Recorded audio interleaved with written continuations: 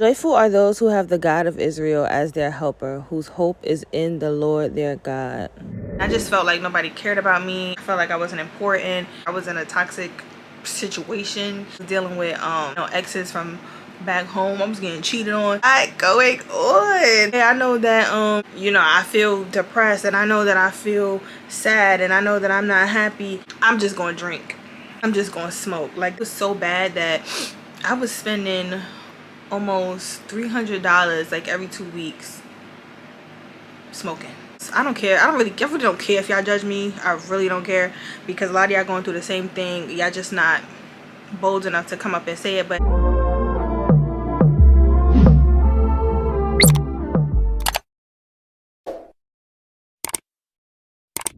this hair is from Yolisa hair, by the way. I still absolutely love this hair. It's still bomb. It's been a little bit over a month since I had this hair, and it has been holding up. I think this is like the 3rd day that I had it on my head too, and I was sleeping with no scarf on, just wilding. Just this video, I'm just gonna talk about like being in a season of like feeling lonely. Now I don't know if I'm gonna put this out like immediately or if I might wait, but I have been feeling very isolated and lonely this year, to be very, very honest. If you are a close friend of mine, then you know that I've been distant. It's not because I'm acting weird or I'm acting funny, but it's like sometimes God really has to distance you so that he can deal with you, and he can deal with the things that are going on in your life. I found myself a lot of the time, like, I feel like I kept going in circles in my life. Kind of felt like I kept going back to square one, and I was a little bit discouraged. Like, and I'm like, why is it that it seemed like I can't get to where I need to be? Like, I have the education, I feel like I'm talented enough, the capability, I have it, I got it. So it's like, why can't, not even in like a conceited way, but it's like I have it, and I don't understand why. It just seemed like it was like I was either getting looked over, or it seemed like people were getting ahead of me that started after me. And I'm just like, one thing that I always say is like, don't compare yourself to others. I am really big on like congratulating others.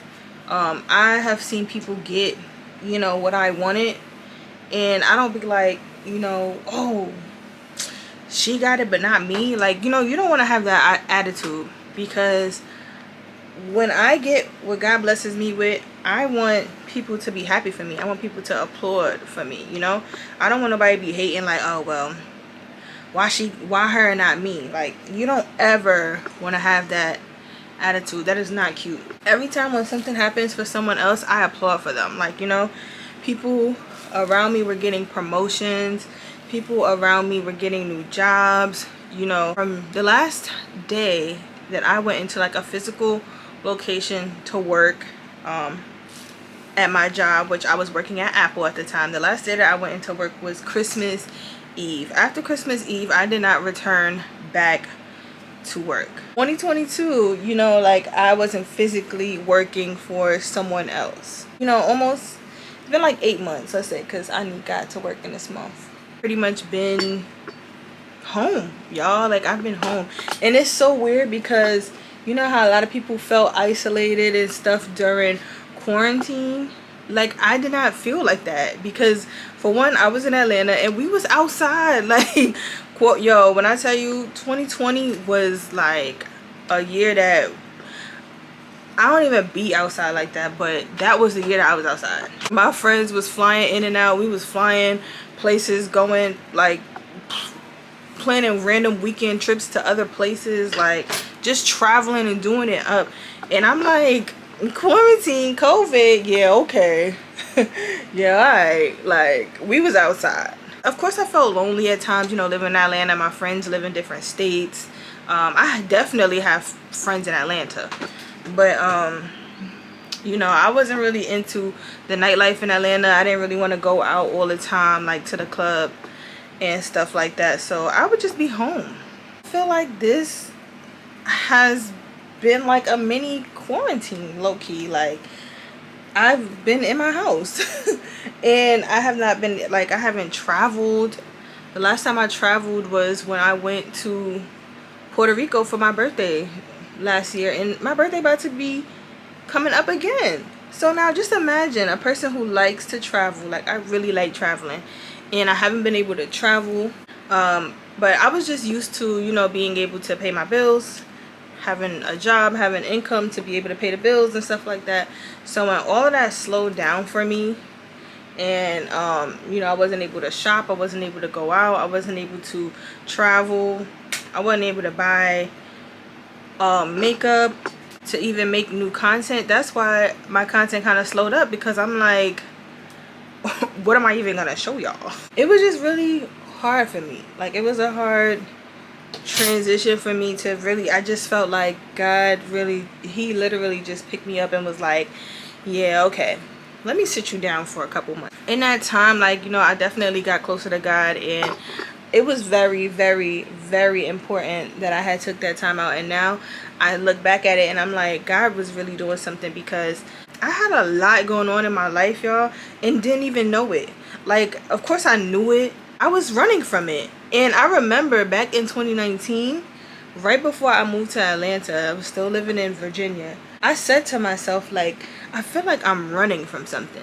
It was so weird. Y'all ever say something and it shocks you that you even said that? It kind of felt like I didn't even say it. Like, my spirit was telling me, like, you're running from something. And I was like, when I said it, I'm like, why would I say that? Like, that's not something that I would typically say. It's so crazy how God works, because like now, well, almost 3 years later, he's revealing to me, like, girl, you was going through all of this stuff, you had all these cycles, you had all this stuff that you was going through, and that you needed, that I needed God to deal with, and that I needed to break off my life. And I was just like ghosted through life. Like, okay, I know that, you know, I feel depressed, and I know that I feel sad, and I know that I'm not happy at my job, and I know that I'm not like, you know, there's something more that I need to be doing, but I'm just gonna drink, I'm just gonna smoke. Like, that's the type of things that I was doing. Now I know that it's called grieving and quenching the Holy Spirit. So what I'm gonna do right now is I'm going to define my part. Eben has this new product. Also, I am an Eben affiliate, so if you want to use my code, you can, I'll link my link down below, so that when you shop on that link, the code will automatically be applied. Use today, y'all. First of all, it is called the Eben Tinted Lace Wig Knots Concealer. This is so bomb. Like, if you're a person who likes to use cream concealer on your wigs, you don't gotta be using your LA Girl no more. You don't gotta be getting the Kiss stuff no more. Like, this is literally bomb. Here, like, you twist it up, and then that's the cream concealer. And this is in the color, it's in the shade medium brown. And pretty much, like, you use this side, so this is the side that you would, like, apply to your lace. So, like, you know, I'm just applying it to my skin. See? Look at how good that melts. You see that? So this is the part that you will apply it straight to your lace. You have a little brush end where you can, like, literally brush it and evenly distribute it on your lace. Like, y'all, it's so bomb. This little paintbrush that I got, and I'm just going to use this at the top, and, you know, zoom zoom zoom, we just going to get up in that thing and define my part. And I love this, y'all, because you do not have to be wasting your concealer. If this is something that you like to do, like, you like to use concealer instead of powder, because creams do work better with blending your lace, I feel like, in my opinion. But now that we got that out the way, because I felt like in, like, a little commercial break or whatever, just drinking and smoking every day. Like, y'all, when I was in college, I used to drink. If y'all know what Sutter Home is, I used to drink, like, the whole huge gallon. Like, I would drink that whole thing before I went to bed every night in college. Like, why? It's really giving why. Like, girl, a whole, when I say a whole thing, and, like, me and my friends, we would just all have a bottle of wine every night, a whole big gallon of wine, and we would just sit around and literally drink and smoke all night and then go to sleep. And I did that every single night. And I'm like, a lot of it was, you know, of course it's college. Like, you feel the pressures of college. I was away from my family. That wasn't the first time I was away from my family, but I was also dealing with a lot personally with my family at the time. I felt alone. I felt like I wasn't really supported in college. It was a lot that could have been done that wasn't done to prepare me for college. Like, I feel like I wasn't properly equipped when I went to college. Like, when people sent their kids off to college, it's like they had parties for them, they did all this stuff, and like gave them the stuff they needed for college, stuff for their dorms and stuff like that. Now later on, this did happen. I made a registry, and like, you know, my family did actively help me get the things that I needed for college. But my freshman year, that did not happen because it was very rushed for me to get to school. So when I got accepted into college, I literally just packed up and left. Like, I had a full-size bed, and you know, it gives twin size in college. So just imagine me, I had to take my pillows and my sheets and like pack up all my clothes.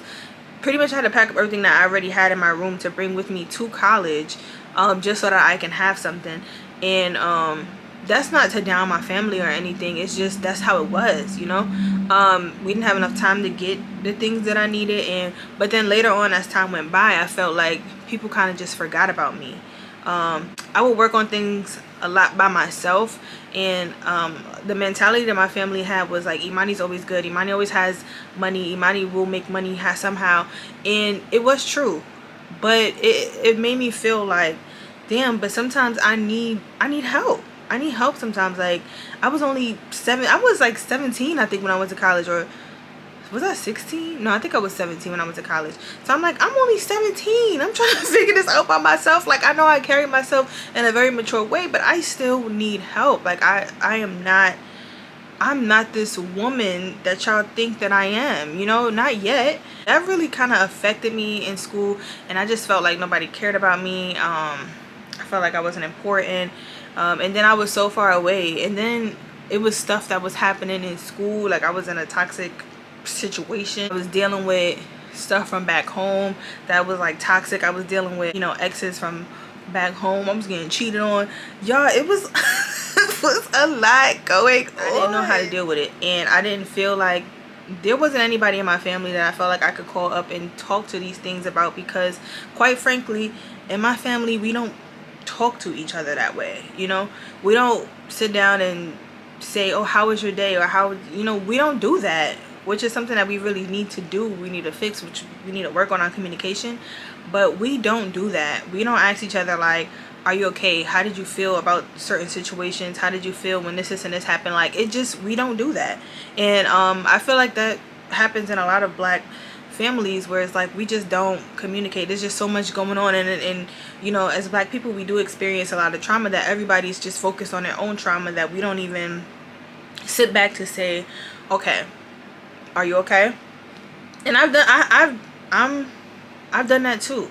And sometimes people just need you to sit and listen, you know. I didn't have that, so I just bottled everything in, and I wouldn't talk about it. I just was spiraling. I was spiraling like really, really bad. I fell into depression. Like, you know, the devil tried to come in and put suicidal thoughts in your mind. So I started to think like, oh, well, you know, maybe they're better off without me. You know, they don't really speak to me while I'm in school anyway, so like they don't really care about me. So then I stopped coming home for holidays. I just distanced myself, because the enemy was really trying to tell me like, your family don't care about you. Like, look how they don't speak to you, look how they don't call you, they don't check up on you to make sure that you good. Like, he was trying to tell me like they didn't care about me.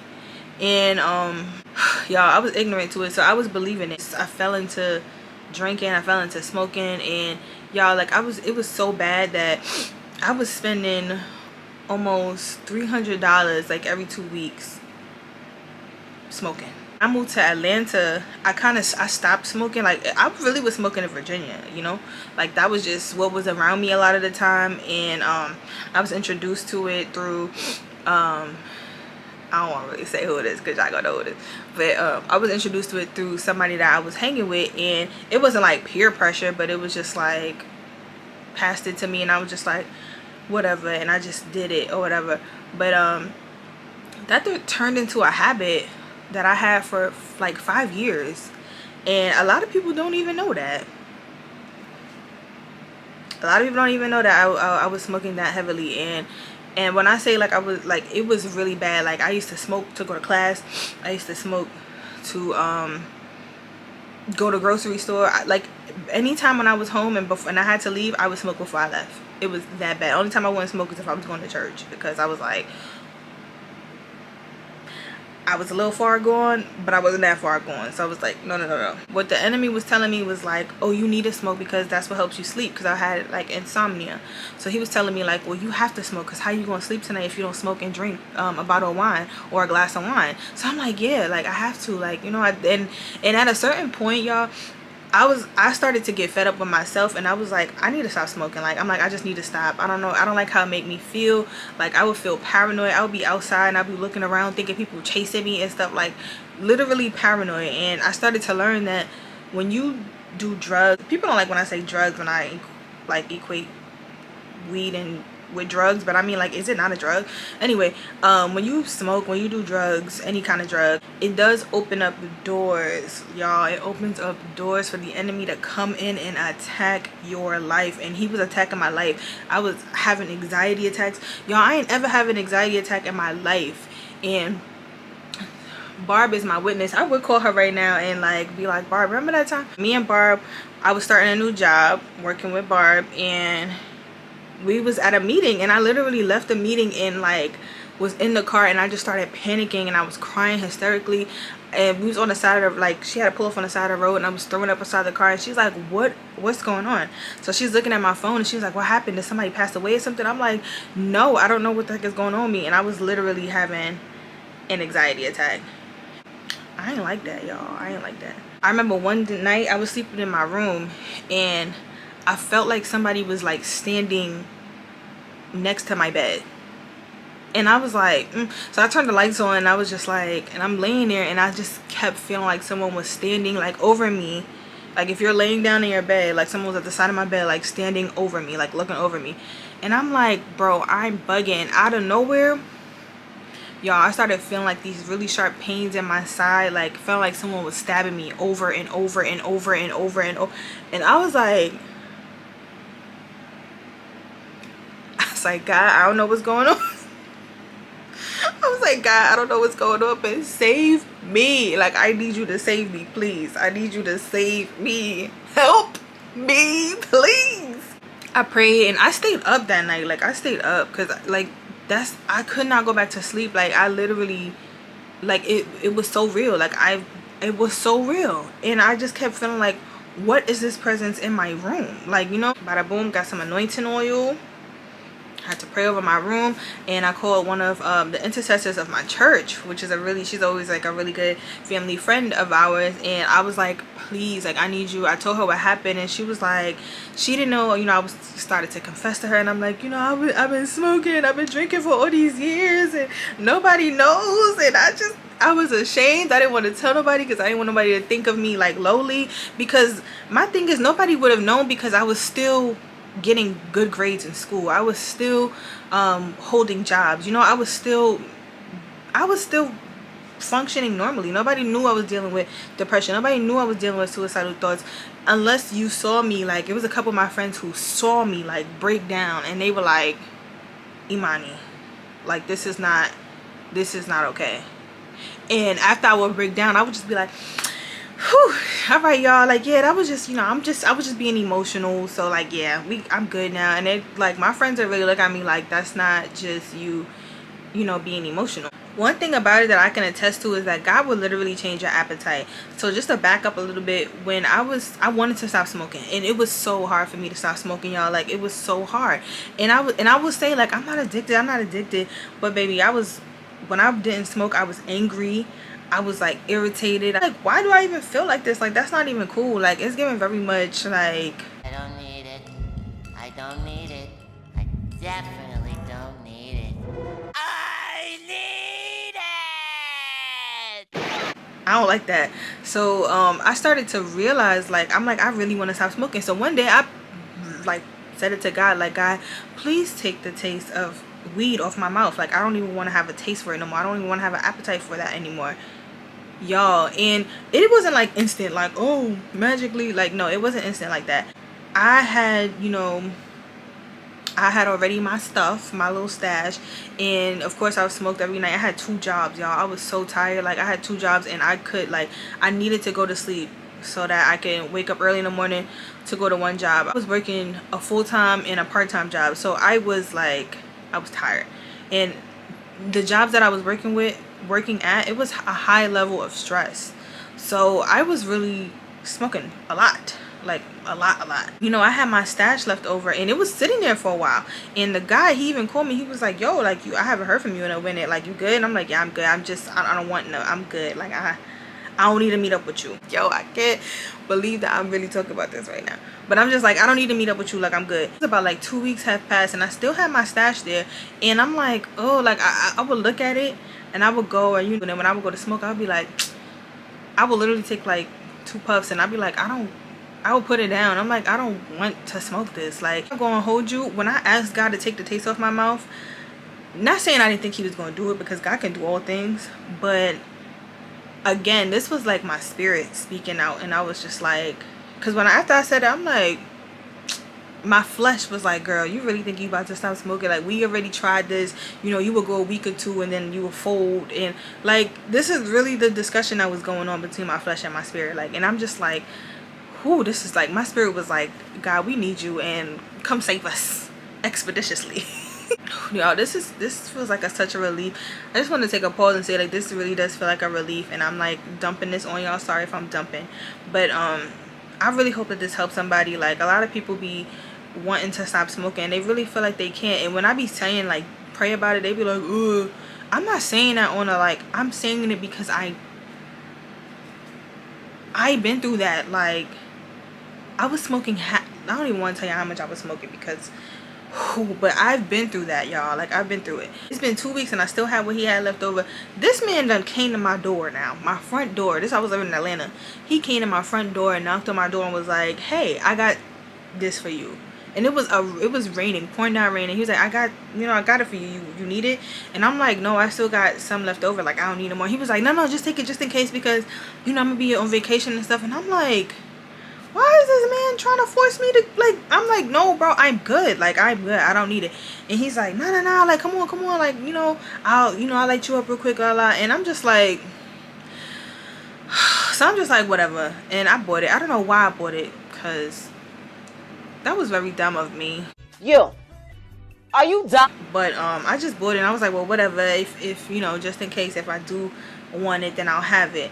Y'all, that sat in my house. Like, it just was sitting there. And one day I was like, I'm done. Like, it was like a couple days, like, consecutively, that I just wasn't smoking, or I was trying to, and then I just stopped. So I was like, why do I keep trying to force myself to do this? Like, I don't want to do it. So I literally took it, that big old baggie, I took that and I dumped it down the toilet. Straight dumped it down the toilet. And my other friends that I had at the time, they were active smokers, they was like, you're crazy. Why would you throw it down the toilet? Why would you flush it down the toilet? You could have sold that to us. And I'm like, you know what? I could have, but this was more of a symbolic thing to me. Like, I am done. I'm done. After that day, I did not smoke. Then, I'm not gonna lie, I went to LA in 2020, in November of 2020, and I smoked again. I did it was like a vape pen, but it had weed in it. And I smoked. And at that point, I was like, okay, well, I already smoked, so I might as well just keep smoking. Which is very, I don't know why, it was just very dumb. But I just was like, whatever, I already did it, might as well just keep doing it. So I smoked that time when I went to LA. Even though it's legal, it don't mean that, like, it's still a good thing. Just like liquor is legal, you can drink, if you're of age, if you're 21 and older. But there's still people who deal with alcoholism, and then, like, liquor makes people do crazy things. You drink Henny, and now you think you're the Incredible Hulk, and now you want to fight everybody in the spot. How you doing? But it's legal.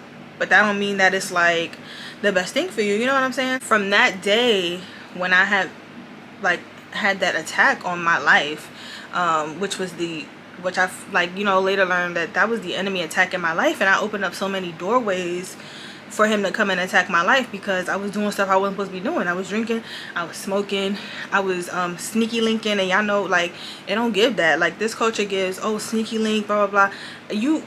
It's so many things that come with that, like with the soul ties that I had to break off my life. Like, there were so many things that I was taking on from the other person, because he wasn't a man of God. So like, he was dealing with his own demons, and then I'm sitting here sneaky linking with you, and then it's like, now your stuff is on me.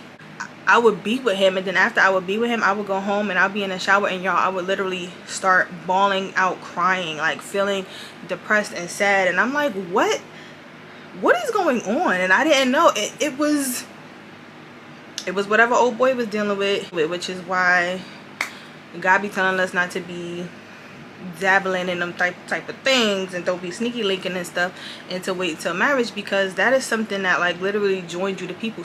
If you are a man and you with this girl and this girl and this girl and this girl, and men like to say, oh well, I'm not emotionally attached to her, like that's women, y'all get emotionally attached.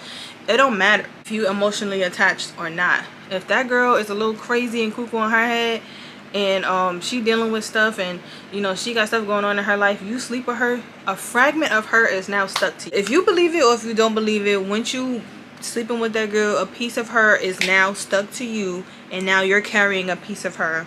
That's why a lot of y'all be saying y'all don't like girls, or oh, she annoying, or I don't really like her, she not cute, but y'all will not hesitate to double back to go sleep with her. So we got to break these soul ties, y'all. I had to really sit down in these past 9 months. I really had to just be praying. I had to really learn more about God. I grew up in church, and in my church they wasn't really talking about soul ties. They wasn't really talking about spiritual spouses. They wasn't talking about marine kingdom. Like, they wasn't really talking about that type of stuff. And I honestly feel like that's the stuff that we need to be hearing about, because people think that you crazy when you say stuff like this, because they like, what? Demons, y'all, demons. Stop acting like we don't know what demons are, y'all. These boys running around talking about something on demon time. Like, that's not cute. I don't want no man that's on demon time. If you a demon, then baby, leave me alone. Like, I don't got time. Y'all think it's so cute to say that y'all on demon time, and that's very weird. You don't think that that's invitation enough for for a demon to be like, oh, you want to be on demon time? They show you what demon time is, baby. If you want to, like, you don't want that. You don't want them type of problems. Back in 2019, when I said I felt like I was running from something, my spirit knew. My spirit was like, girl, you're running from a lot of stuff, and you're running from God, because God was telling me, like, I needed to stop doing certain things. I need to stop dealing with certain people, and I was still doing it. Why? Because I was dependent on people, and God don't like that. It's a scripture. I'm gonna put it up somewhere, but you don't ever want to depend on people. People will always fail you.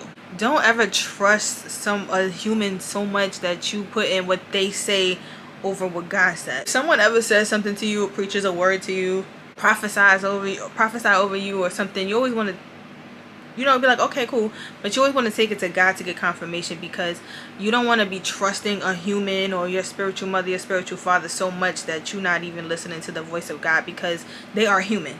I don't care how spiritual they are, they're still human. They can still lie. They are human. People look at their pastors like they're God. Your pastor is not God. Your first lady is not God, and that's not cool. Idolatry. If y'all want to know, go back and look at my last video about idolatry, because that's also a really big thing. Like, we need to stop idolizing these celebrities. A lot of these people, I was just talking to my friends about this, like, there's people out here that really will be diehard fans for certain people that they don't even know. Like, you don't even know the lifestyle these people are living, but y'all are diehard fans for them. Like, y'all, it's just very weird. This generation is mad weird with that. Like, and I really hope that God breaks that off of us, because it's just weird, and I don't want anybody to fall into that trap of idolatry, because that's not, God really don't like that. And if you don't know what idolatry is, the best way, Tiffany put it, Tiffany Montgomery, if you don't know who she is, then y'all need to get to know who she is. Google her. Her name's Tiffany Montgomery, and she pretty much summed idolatry up as to anything that you love more than your obedience to God. So if God told you to stop messing with a certain man and you still messing with him, you have now made that man your idol. If you wake up in the morning and you don't even pray to God, you don't even read your Bible, first thing you doing is checking this man's social media, trying to figure out where he is, you have made him an idol. The first thing you do in the morning is get up and get on Instagram in general. You have made Instagram an idol. Like, you're not even gonna thank God that he woke you up this morning. You're not even gonna start your day off good, like listening to some gospel, like something. Even with me listening to music, like these past couple months, like I've really stopped listening to secular music. I love music, I really do love music, but when I was listening to certain songs, y'all, on my playlist, I'm like, what am I listening to? Like, it's like God like turned a switch on in my head and was like, girl, like literally the scales fell from my eyes, like, and the demonic veil done dropped from my face, and I was like seeing and hearing things for what it really was.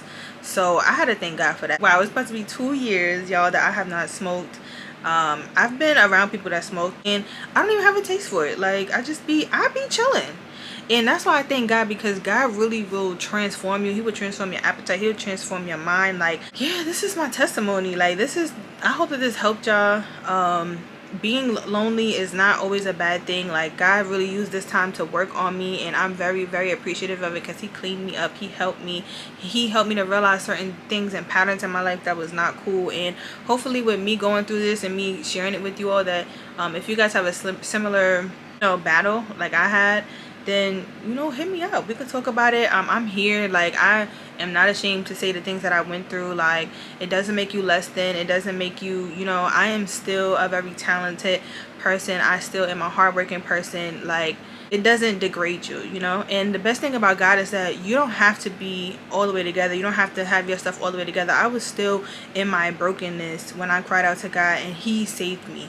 So, like, you don't have to think you have to get yourself up together and think you have to get it all together and get yourself right before you come to him, because that's what I thought I had to stop smoking before I came to God. But God met me where I was at, and he was like, you try to do it in your own strength, you can't do it in your own strength. That's why you need me.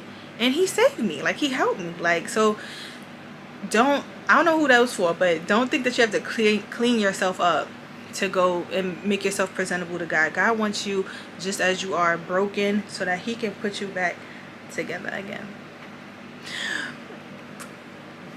Period. I didn't get that then. I don't know, but like, y'all, he wants you in your brokenness. He wants your broken heart. He wants it. He wants your broken heart. We don't be wanting people broken hearts and people's trauma and stuff, because we want people to come heal. But God wants you so that he can heal you, so that he can help you help somebody else. So my testimony, I hope that it helps somebody else. I don't care. I really don't care if y'all judge me. I really don't care, because a lot of y'all going through the same thing. Y'all just not bold enough to come up and say it. But I'm happy to say that God has delivered me from them things. He delivered me from soul ties. He delivered me from lust, and he delivered me from sexual immorality, having sex before marriage. He delivered me from drinking and smoking, and it's just what it is.